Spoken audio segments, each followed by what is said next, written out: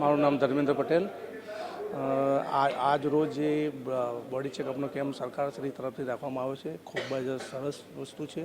પત્રકારની જિંદગીમાં અત્યારે ભાગમભાગની દોડ હોય છે કવરેજ કરવામાં, તો બોડીનું કે કોઈ ધ્યાન રાખ્યા વગર પબ્લિક સુધી સમાચાર પહોંચાડવા માટે ભાગ દોડ કરતા હોય છે.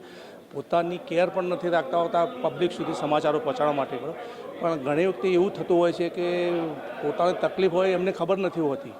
બરાબર, જ્યારે ટ્રાવેલિંગ કરતા હોય છે કે કોઈ કવરેજ કરતા હોય તો ત્યારે અશક્તિ આવી જતી હોય છે, તો પણ ગમે તે કંઈ પણ કરીને કવરેજ કરતા હોય છે.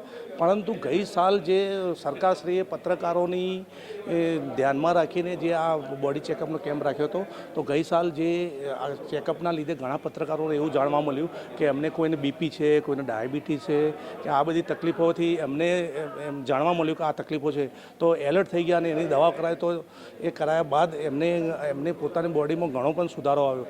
તો સારી વસ્તુ છે કે સરકારશ્રીએ આ પત્રકારોનું ધ્યાન રાખીને બોડી ચેકઅપ બીજી વખતે પણ આ કેમ્પ રાખ્યો. એ ખૂબ ખૂબ આભાર, ધન્યવાદ સરકારશ્રીનો.